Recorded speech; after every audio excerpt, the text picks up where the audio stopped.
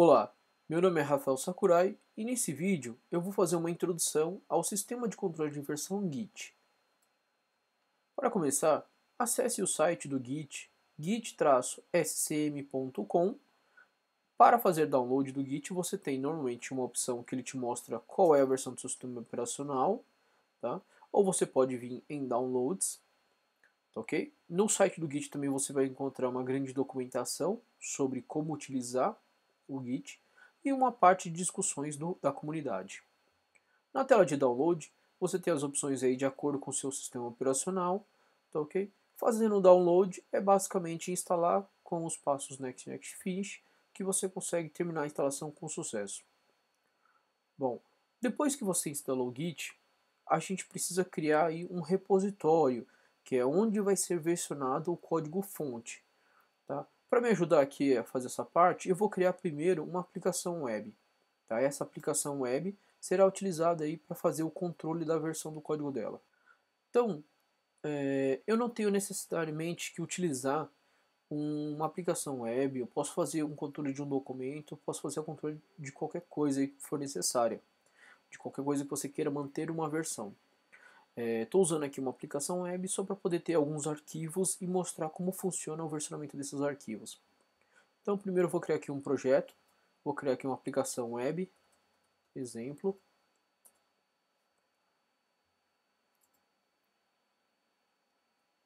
Agora que a aplicação está criada, temos aqui o web.xml, temos aqui o index.html, que são alguns arquivos que ele já criou durante a criação do projeto.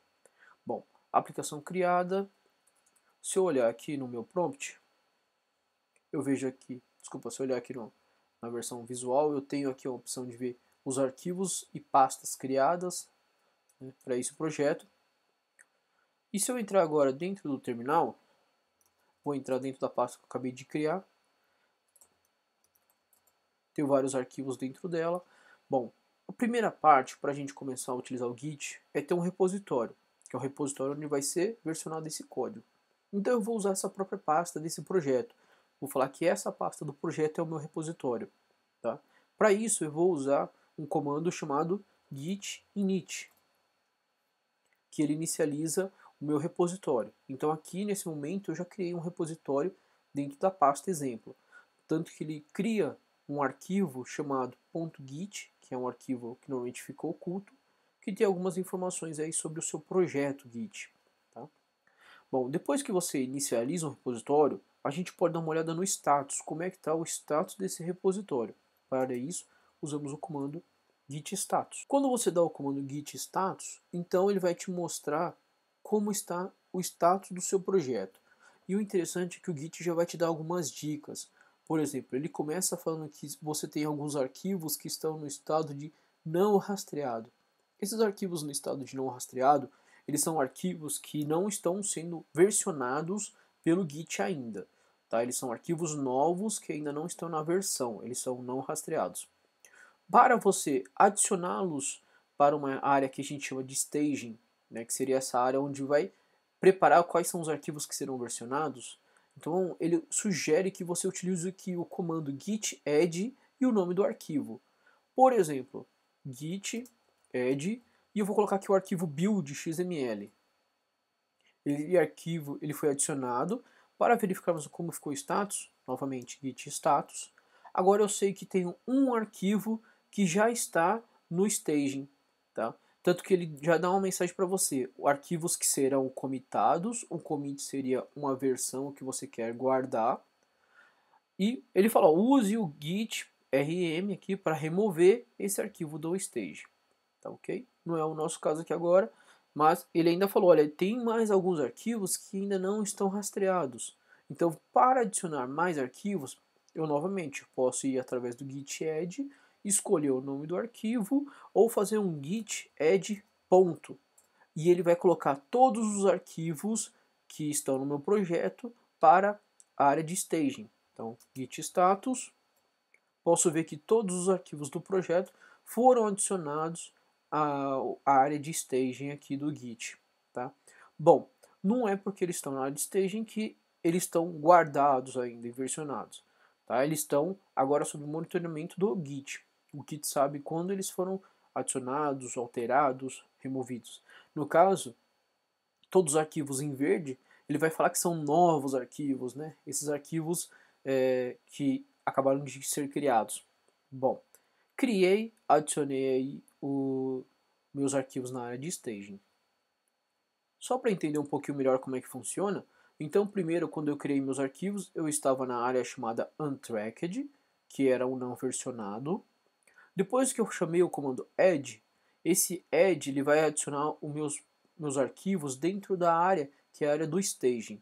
Dentro da área do staging você pode ter os status de não modificado, ou seja, acabei de adicionar no staging, eu não mexi no arquivo. Eu posso também ter o status de modificado, eles estavam no staging, mas eu mexi no arquivo e eu quero alterar, né? E ele pode estar apenas no status de staging, tá? Que é aguardando aí você querer versionar esses arquivos. Então, por enquanto, a gente adicionou os arquivos, eles estão como não modificados dentro do staging. Agora, o que a gente vai fazer? A gente vai verificar aí um commit, né? O commit seria, eu quero guardar esses arquivos que estão na área do staging e versioná-los.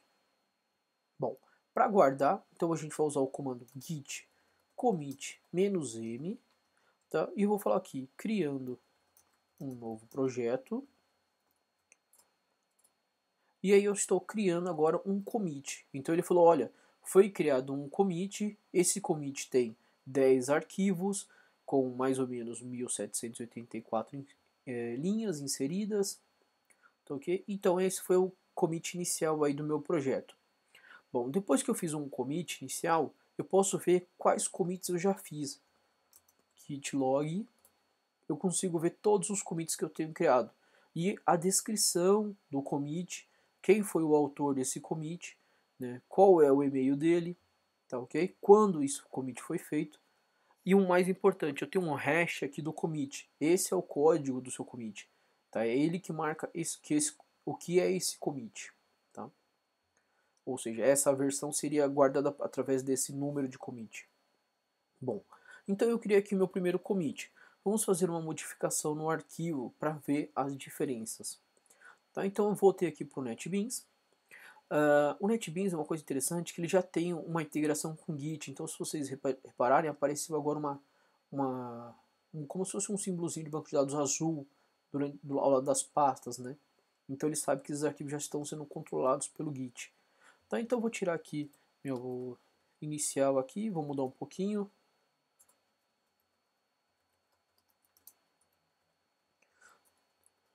Vou criar aqui uma lista.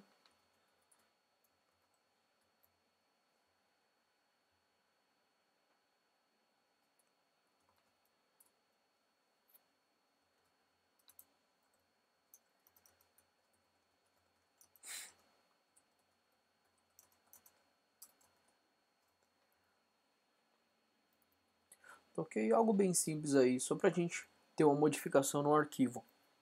Então o arquivo foi criado, foi alterado, eu mexi nele. Não sei se vocês repararam, mas aqui antes estava em verde, agora foi para azul, para falar que ele foi modificado. E aqui o NetBeans me mostra qual foi a área que estava antes de eu modificar também, que é a área em azul. Se eu remover uma linha, por exemplo, ele me mostra uma área em vermelho, para falar, olha, essa linha foi removida. Então vou alterar ela, aproveitar e alterar ela aqui também.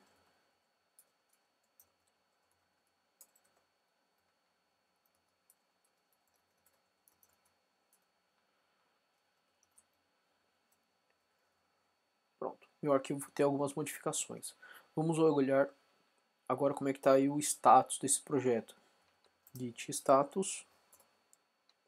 Ele me mostra para mim, olha, eu tenho um arquivo que está modificado, tá ok? O arquivo estava comitado, já foi controlado e agora ele foi modificado. Bom, novamente, se eu quiser fazer um commit desse arquivo, eu tenho que ir adicionar ele no staging e fazer um commit. Uma outra coisa interessante é que eu posso olhar a diferença do arquivo. Eu posso fazer um git diff e falar que eu quero ver a diferença desse arquivo index. E ele mostra o seguinte, olha, Em vermelho era o que eu removi, em verde o que foi adicionado no lugar. Tá? Então eu sei que, né, eu tirei essa linha e adicionei 4 novas linhas aqui no lugar. Tá, ok? Ele mostra aqui também ele mostra aqui também a diferença, né? Ele fala, olha, o índice comparando com o commit teve essas alterações, tá ok? Bom, novamente, vou dar um git add, git status, pronto. Ele foi adicionado e agora eu vou dar um commit novamente. Git commit -n.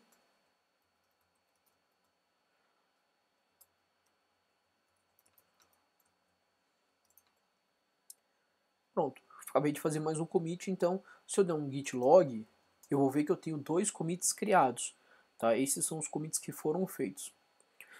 Uma outra opção, agora não é tão interessante, mas uma outra opção é você ver o log numa versão visual. Uma versão visual naquelas, né? Numa versão gráfica aqui no terminal mesmo.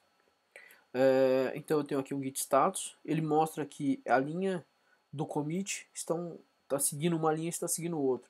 A gente vai ter uma diferença legal tudo aqui, nesse git graph, no git log graph, na hora que a gente tiver mais de um commit sendo feitos em mais de uma branch, que a gente vai comentar mais pra frente. Então, vamos parar por aqui. Até o momento eu tenho um git, um repositório criado, eu adicionei alguns arquivos, gerei um commit, modifiquei um arquivo e fiz mais um commit. Então, ou seja, eu tenho 2 commits criados no meu projeto. Tá? Então, voltando aqui, note que no NetBeans ele parou de ficar em azul. Nós vamos lá, vamos adicionar mais algum cara. Vou criar aqui um teste só. Pronto. Ele falou que foi, quando ele adicionou em verde, significa que essa linha é nova. Né? Se eu alterar, por exemplo, a linha fica em azul, tá ok? E se remover, ela fica em vermelho. Então, digamos que eu vim aqui e fiz esse teste, adicionei esse teste. Se eu olhar aqui agora o status, git status, eu vejo que eu tenho um arquivo não modificado. Mas digamos que eu fiz esse arquivo, essa modificação, e quero adicionar ela aí no meu staging. Então, git add, adicionei no staging, git status. Pô, mas eu pensei, não queria ter feito essa modificação, não queria ter adicionado agora, eu queria remover ela do status, desculpa, do staging. Eu quero remover, eu adicionei um arquivo no staging, mas eu quero tirar ele do staging, porque eu não vou querer colocar ele no commit mais pra frente. Posso querer fazer alguma modificação, por exemplo. Para tirar um arquivo do staging, eu posso usar o comando git reset e o nome do meu arquivo. Tá? Então, o git reset ele tira do staging. Tá? Se eu voltar aqui, meu arquivo ainda está igual com o teste, mas se eu der um git status, eu vejo que ele está no status de não unmodified. Digamos então que eu fiz esse arquivo, adicionei esse teste, mas aqui no caso eu fiz com uma linha só, mas poderia ser ou quantas linhas for necessário. E eu quero desfazer essa modificação. Eu quero voltar à minha versão original. Tá? Digamos que eu fiz um código assim que não seria o necessário, ou fiz meu código ele está errado e eu quero voltar ao código original. Para isso, a gente pode usar um comando chamado git checkout. Git checkout e o nome do meu arquivo. No caso aqui é o web index. O git checkout vai fazer o quê? Ele vai pegar o seu arquivo que foi modificado, vai remover tudo que foi modificado e vai voltar à versão original. Então, se eu olhar um git status, eu vejo que eu não tenho mais nada, meu diretório está limpo. E se eu der um git log, eu vejo só os 2 commits que eu criei. Tá? Voltando aqui para o NetBeans, eu vejo que a linha que eu adicionei sumiu. Tá? Ele automaticamente removeu aqui do meu código também, essa linha que foi adicionada. Tá? Então é assim que a gente vai conseguir trabalhando com o Git. Eu posso adicionar coisas, comitar essas coisas que foram adicionadas, eu posso modificar arquivos e adicionar essas modificações, ou eu posso adicionar arquivos e remover essas modificações que eu fiz. Agora um conceito que eu queria mostrar é um conceito chamado branch. Qual que é a ideia? Imagina o seguinte, você está participando de um projeto, esse projeto já está em produção e você quer continuar mexendo nesse projeto, só que não quer mexer com a versão de produção. Você quer guardar uma versão como se fosse uma versão sua, né? Então isso a gente chama de branch, quando a gente cria uma branch para a gente, ou uma branch específica para um determinado assunto, e a gente quer modificar apenas o conteúdo do projeto nessa branch. Eu não quero modificar o conteúdo, na verdade eu quero manter o conteúdo da minha aplicação que está em produção sem alterações, né? Eu quero manter ele limpo para caso eu precise fazer uma nova publicação, caso eu queira corrigir um bug mais rápido, eu tenho essa opção. Para isso, primeiro vamos dar uma olhada aqui. Se eu olhar aqui um comando chamado git branch, eu vejo que é o seguinte, eu tenho uma branch chamada master. A branch master é a branch principal. Tá? Você pode imaginar que o master seria o que está na sua produção, por exemplo, ou o código que está na versão mais recente e em funcionamento. Tá? Pode ser considerado o master.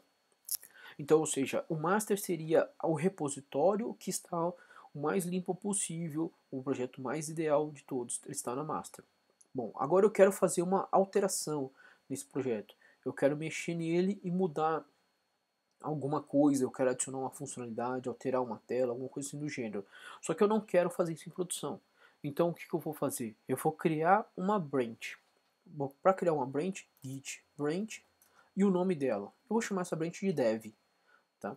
Então se eu der agora um git branch, eu vejo que eu tenho duas branches, a dev e a master. E uma coisa interessante, ele mostra aqui com uma estrelinha qual é a versão, né, qual é a branch que eu estou atualmente. Para trocar de branch, vou usar aqui o comando git checkout e o nome da branch, dev.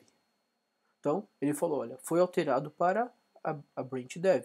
Então, se eu der agora um git branch, eu vejo que eu estou na branch dev. Tá? Então, aqui na branch dev, eu tenho aqui alguns arquivos, né, nessa branch. Vou alterar aqui esse meu arquivo. Então, git branch.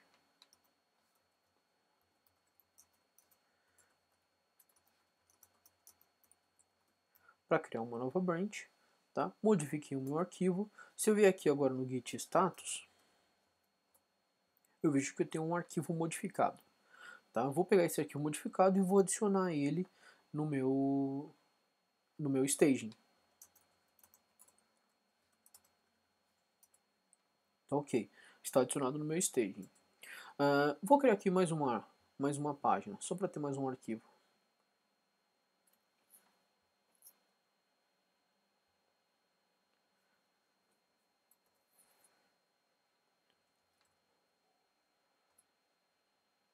Pronto, agora eu tenho mais um arquivo criado. Se eu olhar de novo o git status, eu vejo que eu tenho um arquivo que está adicionado e um arquivo que eu acabei de criar. Tá? Vou adicionar esse arquivo que eu acabei de criar também no staging, git add, ponto, tá ok? Então, se a gente olhar aqui atrás, eu tenho dois arquivos, sendo um modificado e um novo, né? Se eu olhar aqui meu log, eu tenho meus dois arquivos com modificado e o novo arquivo. Agora eu vou fazer um commit, esse commit vai ser um commit feito na branch dev, tá? Então, git commit -m novos arquivos, por exemplo. Então eu fui lá, se eu olhar agora o meu status está limpo, se eu olhar o meu log, eu posso ver o seguinte, olha que interessante. Eu tenho os dois primeiros commits. Por que eu tenho esses dois primeiros commits? Porque minha branch foi criada com base na master. Então, como ele foi criado com base na master, ele vai trazer tudo que eu tenho na master e começar meu projeto a partir daí. Depois disso, eu adicionei aqui então um novo commit. Tá? Então, novamente, eu estou na branch dev. Eu vou voltar agora para branch master, git checkout master. Tá? Agora eu troquei para branch master. Se eu voltar aqui git log, eu vejo que na master eu só tenho dois commits, tá? Então aquele commit feito na branch fica na branch, tá ok? Ele não vem aqui para master por enquanto. Se eu voltar aqui no NetBeans, eu vejo aqui o código que eu tenho na master, né? Esse é o código que eu tenho aqui na master no momento, tá? É esse código aqui. Então, só para entender um pouco melhor aqui o que foi feito. Eu tenho, quando eu criei meu repositório, ele cria apenas a master para mim. Fui lá, fiz o commit 1, depois fiz o commit 2, tá? Nessa master. A partir do commit 2, eu criei uma branch, tá? E eu criei uma branch com o conteúdo desse commit, tá? Feito na 1 e na 2, e fiz mais um commit que foi o commit 3, na branch que eu chamei de develop. Nessa mesma branch eu poderia ter feito mais de um commit, tá? Então eu poderia ter feito outro commit nessa mesma branch. E imagina que sua aplicação, seu código de produção não vai parar. Então pode ser que em algum momento alguém vai lá na produção e faça um outro commit. Tá? No caso aqui meu commit 6. E eu fui lá no meu desenvolvimento e fiz um commit 5 na master e o commit 6 no desenvolvimento. Bom, cheguei num ponto que é o seguinte, eu terminei as minhas funcionalidades, o que eu precisava fazer no meu desenvolvimento, e agora eu quero voltar, eu quero colocar todo o código que eu fiz na master, certo? Então, para isso, a primeira coisa que a gente faz é, eu vou atualizar o meu desenvolvimento com os commits feitos na master, e logo em seguida eu vou levar todas as modificações, agora já testadas, né, com o conteúdo que estava na master, de volta para a master. Então a master vai ser atualizada com os commits que tem na versão desenvolvimento. Tá? Então agora o que eu quero fazer? Eu quero levar o código que foi feito no meu desenvolvimento, tá? Eu quero levar esse código para a master. Bom, então eu estou aqui no meu ambiente da master. Se eu olhar aqui de novo, git branch, eu vejo que eu estou na master e eu quero trazer tudo que estava no desenvolvimento para cá. Para fazer isso, eu vou usar um comando chamado git merge e o nome da minha branch. Eu quero fazer um merge da master com a dev. Então, o que ele está fazendo? Ele está pegando todos os commits que foram adicionados na dev, e trazendo para master. Tá? Então ele está fazendo um merge aí dos seus arquivos. E olha que legal, se nenhum conflito ocorreu, ou seja, o conflito ocorre quando duas pessoas mexem em branches diferentes no mesmo arquivo, na mesma linha. Então no caso aqui não ocorreu nenhum conflito.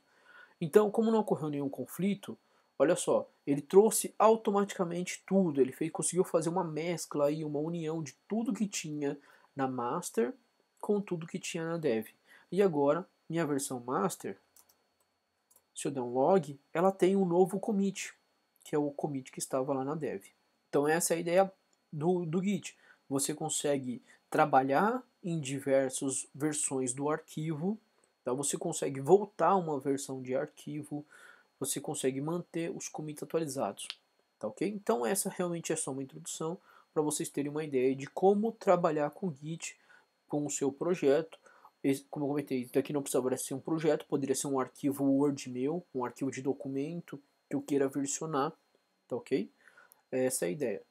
Alguns sites que eu acho interessante para quem está começando a aprender é esse primeiro que chama Aprenda o Git em 15 minutos. Tá? Para acessar você vem em http://try.github.io. Tá? Você vai ver um exemplo aqui de Git e ele tem como se fosse um terminal te mostrando como você aprende Git, como você executa alguns comandos. E aí ele vai sugerindo aqui, ó, execute o comando tal, aí você executa e ele vai te mostrando o que está acontecendo. Então, é um site bem legal, 15 minutinhos aí você aprende uma boa parte sobre Git. Um outro site bacana é o GitHub.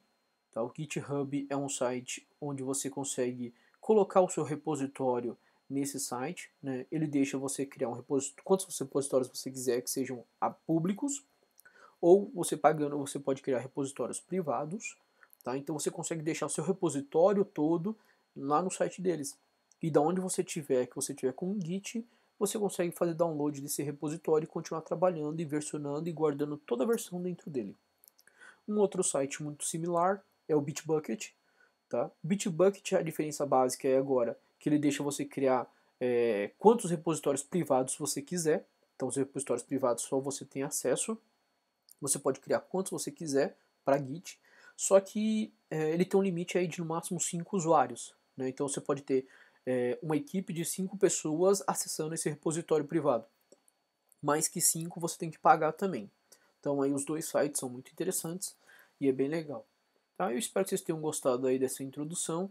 Tá? E mais pra frente eu mostro mais alguma coisa sobre Git. Obrigado. Olá, meu nome é Rafael Sakurai e nesse vídeo eu vou fazer uma breve introdução sobre o projeto Maven. O projeto Maven basicamente é uma ferramenta que vai auxiliar no desenvolvimento e no gerenciamento do seu projeto. Tá? Com o Maven você consegue organizar as dependências do seu projeto, compilar, gerar um build executável do seu projeto, executar os testes que você tem no seu projeto, entre outras coisas. Tá? A ideia básica do Maven é fazer todo um controle que dá um certo trabalho aí de fazer no dia a dia e facilitar ele para você nessa parte aí do projeto. Bom, para começar, no site do Maven, maven.apache.org, você tem a opção de fazer o download do Maven. Atualmente ele está na versão 3.2.1 e para baixar você tem diversas opções, mas se você quiser a mais simples, pega a versão binária, né, o zip da versão binária e descompacta esse zip. A instalação do Maven também é bem simples. Seguindo a mesma parte de download, ele mostra como você faz para instalar no Windows, como você pode instalar no Linux, Solaris e macOS. Também bem tranquilo de se fazer. Se você tiver alguma dúvida por causa do idioma, porque está em inglês, você pode também vir aqui e traduzir a página. Traduzindo a página, você vê como é que fica aí a instalação do Maven, o passo a passo deles. Também não é nada demais, basicamente ele descompactar, criar algumas variáveis de ambiente e testar se está funcionando o Maven. Então, ela é bem simples. Bom, para começar, eu vou usar um projeto e vou criar ele através do NetBeans. Então aqui no NetBeans, eu vou criar um novo projeto, vou escolher a categoria aqui Maven e vou fazer uma aplicação Java. Próximo, vou chamar ele de exemplo.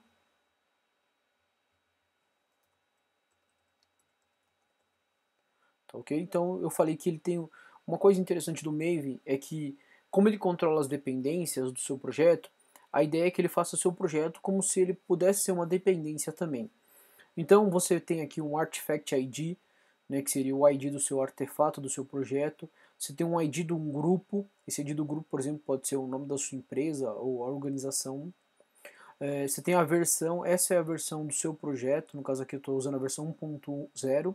Toda vez que você vê um traço snapshot, significa que é uma versão de desenvolvimento. E o pacote que ele está utilizando, Maven exemplo, exemplo. Esse último exemplo ele acabou ficando por causa do nome do projeto. Finalizar. Bom, o projeto está criado. Se eu vim aqui em arquivos do projeto, eu tenho um arquivo que chama pom.xml. O pom ele é onde vai ficar todas as configurações do Maven. Tá? É através do pom que a gente vai organizar como será feito as dependências, como será gerado o build do projeto. Isso tudo vem aqui no pom. Bom, dependências do projeto é uma coisa interessante, né? Se eu quisesse adicionar aqui uma dependência, não importa, uma biblioteca aqui externa que eu preciso para utilizar no meu projeto. Da forma clássica, você vai procurar na internet, achar o site do fabricante, fazer o download dessa dependência, pegar esse arquivinho .jar, que seja, e vir aqui e adicionar dentro das dependências do projeto. O Maven também faz esse mesmo controle para você, só que você pode fazer isso através da configuração aqui no POM. Então, no POM.xml eu posso vir aqui e falar que eu tenho algumas dependências. Dentro dessas dependências eu vou ter uma dependência específica do meu projeto. Dentro da dependência eu vou poder informar aqui qual é o grupo que faz parte, a biblioteca que eu quero adicionar. Se eu não sei de cor, eu posso até dar um Ctrl espaço que ele vai me listar diversas possíveis. No caso aqui eu vou querer adicionar o JUnit aqui no meu projeto. Então o grupo dele é JUnit. Depois eu vou informar qual é o Artifact ID. O Artifact ID também aqui no caso também vai ser JUnit. E eu vou informar aqui qual é a versão, né, a versão que eu quero usar do JUnit. Então ele me mostra as versões que ele tem aqui no repositório do próprio Maven. Vou pegar essa mais recente, que é a 4.11. E uma outra informação da dependência que eu tenho é o escopo dessa dependência. Eu posso falar que essa é uma dependência que só é de teste, ou seja, essa biblioteca só vai ser usada durante o teste. Ela não vai ser usada na hora de empacotar a aplicação real do projeto. Tá? E note que depois que eu vim aqui e fez isso, apareceu aqui dependências e ele já me baixou aqui a dependência do JUnit e já colocou ela aqui para mim. Então eu não precisei entrar no site para fazer download e adicionar manualmente. Ele já vem aqui automaticamente e coloca para mim a dependência conforme eu já vou adicionando as dependências dentro do POM.xml. Tá? Então essa é uma das vantagens muito legais aí do Maven, é que todo esse controle de dependências fica a cargo dele. Tá? Você não tem mais essa necessidade de sair procurando as dependências. Às vezes você tem que procurar qual é o nome do Group ID, do Artifact ID, se você não sabe de cor ou se você não encontrar na lista, né, que ele mostra do Ctrl espaço aqui, nessa lista, se você também não encontrar, aí você pode procurar aí na internet também que você encontra. Bom, depois que eu criei e adicionei um projeto, eu posso, por exemplo, vir aqui no meu projeto e dar um limpar e construir. Tá? O limpar e construir, basicamente, ele dá limpa todo o código fonte, constrói todo o código novamente. Então, ele terminou de construir, fez um build success. No caso aqui, eu não tenho nada dentro do meu projeto, né? Para poder ter alguma coisa assim, para fazer um efeito, vamos criar aqui pelo menos um teste. Então, clicando aqui no botão direito, novo, teste de Unity. Eu vou criar aqui, eu vou chamar meu teste de validar. Não, validar chassi teste. Então, meu teste vai chamar validar chassi teste no pacote exemplo Maven. Então, ele vai criar aqui para mim uma classe já, com alguns imports já que eu vou usar. Eu vou criar aqui um teste. Eu vou fazer um teste aqui para validar o ano de um chassi. Tá? Se esse ano de chassi, na verdade eu quero descobrir qual que é o ano do chassi. Então, public void, teste, ano A no chassi. Para quem não conhece, o ano A, na verdade, é o seguinte. Dentro do chassi tem uma letra A, tem um caractere em uma posição específica, que se esse caractere nessa posição específica for igual a A, significa que seu carro é do ano 2010. Tá? Então eu posso tentar fazer uma coisa assim. Eu tenho um validador, um validar chassi. Vou chamar ele de útil, só para ficar mais fácil. New validar chassi. E vou fazer uma verificação. Umas articles mesmo. Eu quero ver se 2010 vai ser igual à validação. Ou seja, se eu passar aqui um chassi para ele, por exemplo, 9BP 17164 GA e um resto aqui só para terminar o número do chassi, e eu falar que meu código validador, aqui, desculpa, que meu caractere que vai falar qual é o ano, está na posição 10. Então, ou seja, do meu chassi, a 10ª posição é a posição que vai me falar qual é esse caractere que eu quero validar. No caso, eu quero saber se esse chassi tem um A, e se tiver um A, então eu tenho um chassi de um veículo que é do ano 2010. Tá? Só para simplificar, eu vou colocar as letras em maiúsculo. Pronto.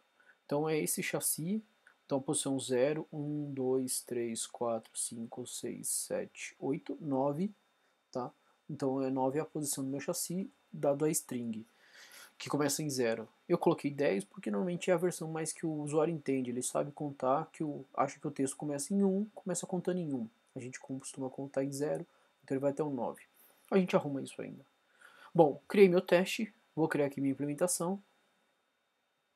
Uma nova classe Java, validar chassi. Também vou colocar aqui no pacote exemplo .maven.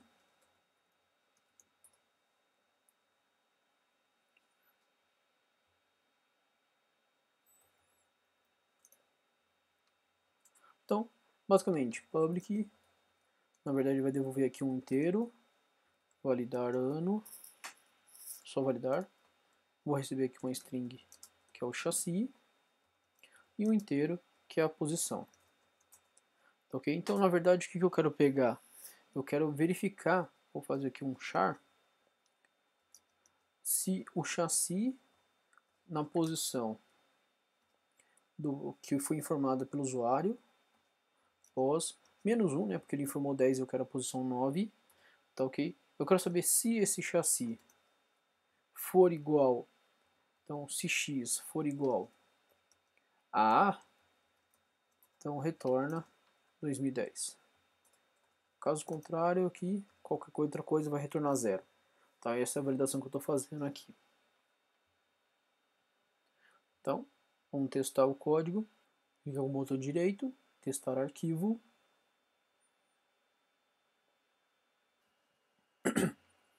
Então, o Maven aqui, no caso, quando eu executar esse testar aqui no NetBeans, ele executa o teste do Maven. Então ele veio aqui, executou meus testes, no caso só tenho um, falou que tudo está certo, não tem problema, nenhuma falha, nenhum erro. E também tem a versão visual aqui dos resultados do teste, que mostra também na área verde que o teste está funcionando. Tá? Então, exemplo bem simples de criação de um teste e testar ele com o Maven.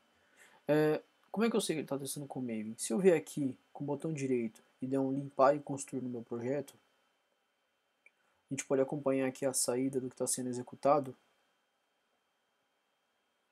Então o Maven começou a trabalhar. O que ele fez? Ele executou primeiro um comando chamado clean, que é o comando que apaga todos os códigos já compilados do projeto. Logo em seguida, ele chamou um resources, para pegar algum recurso que ele precisava, e chamou o compile, que é onde vai ser compilado novamente todos os códigos. Depois disso, ele começou a executar, executando tanto os testes de classes como os reports que tiver. A gente consegue fazer uns relatórios com o Maven. Executou aqui, na hora que ele executou os testes, ele verificou aqui todos os testes, deu um relatório do que foi executado dos testes. Terminou a execução dos testes, está funcionando, ele vai gerar um build. O build seria meu projeto, né, compilado. Então esse build foi gerado nesse caminho, com esse nome. Tá? Esse é o build do meu projeto. Logo em seguida, como o build está funcionando, o que ele faz? Note aqui que ele copiou aqui alguns arquivos, né, para dentro de um diretório que chama M2. Tá? M2 é um repositório do Maven. Então é como se fosse um repositório criado localmente na sua máquina. O Maven vai baixar as dependências do seu projeto, vai colocar nesse repositório. Todos os seus projetos que são com Maven, ele também vai pegar esse mesmo projeto e vai colocar aqui no repositório. Então você pode fazer o seu projeto local, né, virar uma biblioteca para um outro projeto, ou uma dependência para um outro projeto. Tá? Então note que ele faz isso automaticamente. Como o build foi feito com sucesso, ele vai lá e já guarda uma versão que seria a versão estável da sua aplicação. Tá? Então isso é feito automaticamente pelo próprio NetBeans. Na hora que você dá um clean build, ele vai chamando essas ações aí do Maven. Um outro ponto que eu queria mostrar aqui no NetBeans, se eu clicar aqui no botão direito em propriedades, eu tenho aqui uma opção de ações. Ações seria o que eu quero executar. Por exemplo, eu quero executar o construir. Quando eu clico com o botão direito, dou um construir no meu projeto. Ele vai executar aqui a ação install do Maven. Tá? Então, esse daqui seria um depar aqui que ele vai fazer. Né? Se eu der um limpar projeto, ele vai executar a ação clean do Maven. Aí eu tenho que limpar e construir clean install. Se eu quiser, eu posso vir aqui personalizar e adicionar uma outra meta que ele tenha que executar aqui também. Digamos que ele tem que dar um clean install e fazer mais alguma coisa, gerar um relatório, por exemplo. Tá, eu consigo fazer isso aqui. Bom, então isso é apenas uma introdução aí do que é o Maven. Ele faz muito mais coisa, mas só para dar uma base aí, o principal controle que você tem que utilizar do Maven e explorar é essa parte de criação de dependências. Tá? Essa é a parte mais simples do Maven. Se você ver aqui, você vai ver que ele tem muito mais coisa. Tá? Por exemplo, eu posso falar um repositório da onde eu quero pegar os códigos, os projetos, né, as bibliotecas. Eu posso trabalhar com gerenciadores de dependência, se eu precisar. Então a ideia que eu tenho aqui é que o Maven me faz muitas tarefas para o meu projeto. Tá? Então aqui é realmente um exemplo simples do que o Maven faz. No caso aqui eu só estou mostrando a parte de dependências, né? Mas ele faz muito mais que isso, tá ok? Então espero que vocês tenham gostado do vídeo. Em breve eu vou fazer mais vídeos sobre Maven também. Olá, meu nome é Rafael Sakurai e nesse vídeo eu vou fazer uma introdução sobre o Jenkins, que é um servidor de integração contínua. No site do Jenkins, jenkins-ci.org, você vai encontrar diversas informações sobre o Jenkins e como fazer o uso dele, né? Então, para começar aqui, falando um pouquinho sobre o que é o Jenkins, ele é um servidor de integração contínua que serve basicamente para você criar projetos, né? Você cria suas aplicações, seus projetos e deixa o Jenkins fazer o controle da geração dos builds do projeto. Tá? Então você consegue fazer o que? Você vai lá, cria o seu projeto, versiona num código, o código num repositório, e você utiliza o Jenkins para ler esse código que está nesse repositório, se tiver algum teste, executar os testes do seu projeto, fazer o build do seu projeto e publicar em algum lugar que você queira. Tá? Então você consegue deixar de forma automática o build do projeto utilizando o Jenkins. O Jenkins aqui para fazer download, você tem a opção aqui de fazer download direto para o sistema operacional nativo, tá? Que basicamente, por exemplo, se você baixar ele para o Windows, ele vai já fazer o download, já vai instalar como um serviço do seu computador. No macOS faz a mesma coisa, no Ubuntu, tá? Então são diversas versões aí que você tem para usar o Jenkins. A versão mais simples, que é a que eu vou mostrar aqui, é através desse link onde você baixa um arquivo .war chamado jenkins-jenkins.ci.org. Jenkins.org é o arquivinho, na verdade ele é um web archive, né, uma aplicação web em Java, que sobe um servidor web e publica a aplicação do Jenkins dentro dele para você. Tá? Então essa eu acho que é a versão mais simples aí para se começar a utilizar o Jenkins. Então depois que você fez o download do arquivo Jenkins, eu criei aqui um projeto de exemplo, tá? Um projeto simples feito com Maven, tá? Uma simples projeto Java, e baixei aqui o arquivinho lá jenkins.org. Para iniciar o Jenkins, a gente vai usar um comando do Java. Para iniciar esse comando, então, a gente entra na pasta onde está o arquivo jenkins.org, executa o comando java-jar jenkins.org. E aí ele vai começar a inicialização do Jenkins para você. Quando termina de inicializar, ele aparece a mensagem Jenkins está completo e executando. Foi executado, subiu completamente. Vamos abrir um navegador e acessar a URL do Jenkins. Então a URL do Jenkins é localhost 2.8080 por padrão aqui, a porta que ele sobe, né? Acessando o Jenkins, a gente entra direto num dashboard, onde a gente tem acesso a todos os projetos que você já tenha configurado. Então eu já deixei 2 projetos já criados aqui no meu, de exemplo. A gente tem uma área de menus, onde pode fazer configurações do Jenkins, criação de novos projetos, né, e tem uma visualização rápida do que está acontecendo com cada um dos projetos que a gente tem. Então, por exemplo, esse primeiro projeto aqui, ele mostra aqui um sol para falar que esse projeto está estável. Recentemente não teve nenhuma falha.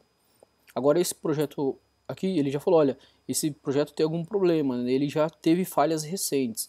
Então ele coloca aí umas nuvenzinhas trovoadas. Então de forma visual você vê os projetos de forma geral que você tenha e como está o status do projeto, quando foi o último build executado, quanto tempo demorou para executar esse build. Tá? Então você tem uma visão rápida de tudo. Se você preferir, você pode, clicando aqui no mais, você organiza as visualizações. Então você pode, por exemplo, separar por projeto, separar por tipo de aplicação, alguma coisa do gênero assim para organizar quando você tem muitas aplicações aqui. Quando eu subo o Jenkins pela primeira vez, né, no meu computador, a coisa que eu gosto de fazer é inicializar. A primeira parte aqui, na verdade, é entrar no gerenciador do Jenkins, que é o Manage Jenkins. Nessa parte de gerenciamento, ele dá diversas opções. Então você pode configurar o Jenkins, que é a configuração do sistema. Você pode configurar a segurança. Então, note que quando eu abri o site aqui, ele não pediu nem usuário nem senha. Então eu posso vir aqui e configurar uma segurança para ele pedir usuário e senha. Posso recarregar o Jenkins. Normalmente a gente usa esse recarregar quando a gente termina de fazer alguma atualização, ou do Jenkins ou de algum plugin dele, e aí a gente pede para recarregar para ele instalar esses plugins, né? Você tem uma área onde você consegue gerenciar o Jenkins, verificar as informações do seu sistema, logs, né, estatísticas, o terminal, tá? Tem diversas outras opções aqui. Você pode preparar ele para parar, né? Bom, o que eu gosto de mostrar primeiro é o Configure System, que é a parte que você configura o seu sistema. No Configure System, você tem aqui uma opção de, por exemplo, configurar as instalações do JDK que você tem no seu computador. Então você pode vir aqui e falar, olha, eu tenho um JDK já instalado nesse endereço aqui. Ou se você quiser, você pode pedir para ele instalar um JDK para você. Aí você escolhe como é que ele vai fazer essa instalação, né? Por exemplo, ele pode ir lá e pegar direto do site e instalar para você. Você escolhe a versão, aceita lá os termos que você tem que aceitar e tudo mais. Tá? Então você tem a opção de deixar o Jenkins fazer a instalação para você, ou você mesmo já tem instalado no seu computador, simplesmente falar o local onde está instalado. Tá? Então no meu caso aqui eu já tinha instalado e só definir o local. Por exemplo, eu posso fazer uma integração com o Git, né, com o sistema de controle de versão do Git, para, por exemplo, pegar um projeto que esteja dentro de um repositório Git. Tá? Então, da mesma forma, eu posso vir aqui falar uma comanda executável, ou onde está o meu executável no meu computador, ou vir aqui e pedir para ele instalar o Git para mim. Tá? São as opções que eu tenho. Tá? No caso também eu já tinha instalado o Git antes, então eu acabei usando o que eu tenho. Você pode usar Ent, você pode usar Maven, por exemplo, o Maven também. Olha só, eu já configurei o meu Maven aqui, quando ele for precisar ele vai fazer a instalação automática dele para mim. Tá? Então eu não preciso baixar o Maven e instalar. Mas se eu quiser eu posso vir instalar o Maven e informar o local onde o Maven está instalado também. Tá? Então você tem diversas configurações aqui que você vai fazendo. Você pode configurar SSH, né, fazer uma segurança com SSH. A URL do Jenkins, você pode vir aqui e definir a URL do Jenkins. Subversion, se você usa projetos com Subversion. Se você quer configurar o plugin do Git, você pode configurar aqui o username e user email. Sonar para validação de código, né? Ele faz uma verificação contínua do seu código, né? Você tem a parte de notificação via e-mail, que você pode configurar um servidor de SMTP e usa e-mails, tá? Então você pode mandar um e-mail. E essa parte de e-mail é até interessante quando você tem projetos. Você pode, por exemplo, o projeto foi para homologação, você pode fazer o Jenkins mandar o e-mail automaticamente para o usuário já, falando, olha, a aplicação já está em homologação com funcionalidades tais implantadas, por favor testar, alguma coisa do gênero. Bom, a configuração básica, o que eu coloco aqui é o JDK, tá? Eu vou usar o Git aqui também e vou usar o Maven. Tá? Então esses são os três básicos aí que eu acabei configurando. Terminou de configurar, só clicar em salvar e ele já volta para a tela inicial do projeto. Voltando aqui no Manage Jenkins, uma outra coisa que a gente tem é o Manage Plugins, que é onde você pode gerenciar os plugins que você tem. Por exemplo, lá na tela de gerenciar o Jenkins eu consegui gerenciar o GitHub, o Git, porque eu vim aqui e instalei um plugin para o Git. Se você vier aqui em Available, ele mostra os plugins que estão disponíveis, tá? Então, diversos plugins. Para filtrar, você pode vir até por aqui escolher Git, por exemplo, você vai lá e filtra plugins relacionados ao Git, tá? Plugins que eu instalei aqui foram o do Git Plugin e o Git Client Plugin, tá? Eu acabei instalando esses dois plugins aqui para fazer o teste aí desse exemplo que eu vou mostrar. Sempre que tiver atualização, ele mostra as atualizações dos plugins também, tá? Ele sempre mostra quando tiver alguma coisa nova. Ele mostra aqui qual é a versão que está, qual é a versão que está instalada, tá? Forma simples de atualizar, você marca aqui a opção e clica aqui em Download Now e Install depois de reiniciar. Então ele vai fazer download, terminou de fazer um download dos seus plugins, ele vai colocar os plugins no Jenkins, só que eles ainda não vão estar ativos. Para você deixar eles ativos, você vai vir aqui em dar um Reload Configuration from Disk, que ele recarrega todas as configurações e plugins do disco. Tá? Quando você der esse Reload, o Jenkins para, sobe de novo e os plugins estão ativos. Tá? Então, primeira coisa que você faz, vem aqui, configura o sistema, configura os plugins que você for usar no seu projeto. Tá? Feito isso, no caso aqui eu estou criando apenas um projeto usando Maven, Jenkins, Maven, Git, tá? Então eu acho que vai ser bem tranquilo. Vou clicar aqui em novo item. No novo item é quando eu crio um item que seria um projeto, tá? Também ele é chamado de job. Você pode criar um projeto livre, tá? Você vai lá e fala o diretor do projeto, você pode fazer um projeto Maven, tá? Existem diversas opções, um projeto com múltiplas configurações, né? Eu vou criar aqui um projeto chamado exemplo, tá? Ele é um projeto Maven, que é o que eu vou usar aqui agora, tá? Escolhendo aqui a opção, vou clicar em OK. Logo em seguida, ele já vai pedir para mim informar algumas configurações, tá? Por exemplo, eu posso vir aqui e informar que eu tenho um repositório dentro da minha máquina. No caso, eu tenho localmente, eu tenho um repositório do Git. Se eu estiver usando, por exemplo, um repositório remoto do Git, um GitHub, um Bitbucket, é só adicionar um plugin e também fazer as configurações para o plugin específico. Mas você pode, olha só, de forma simples, fazer com CSV, com Subversion. Tá? O do Git ele só habilitou para mim porque eu realmente já tinha o plugin instalado. Eu tenho o Bitbucket aqui também. Aí você pode colocar operações avançadas aí que você tem no seu projeto. Triggers que você pode fazer para executar a construção, né, para executar o build do projeto. Então você pode fazer quando tiver uma dependência no snapshot. Depois que você construir algum outro projeto, você pode falar para encadear os projetos. Você pode construir periodicamente, uma vez por dia, uma vez por semana. Você pode fazer um build toda vez que houver um push lá no Gitbucket. Então, ou seja, toda vez que alguém enviar o código-fonte para o repositório, você faz o build. Tá? Então, existem várias formas, né? Você tem os press steps, que seria que você quer executar algum passo antes de executar o build do projeto. Então você pode fazer essas configurações aqui também. Você tem os post steps, que são passos que vão executar após a execução do build do projeto. Tá? Você pode fazer a notificação via e-mail. Caso você tenha configurado o SMTP, você pode falar para quem que você quer mandar e-mail. Tá? Se foi quando deu falha, se deu algum problema, ou só quando o build estiver correto, você vai lá e configura isso também. E você tem ações de pós-build, que seriam coisas para você executar após você terminar o build, né, do seu projeto. Então, por exemplo, eu posso ir lá e publicar o build do projeto lá no Maven, também, no repositório do Maven local do meu computador.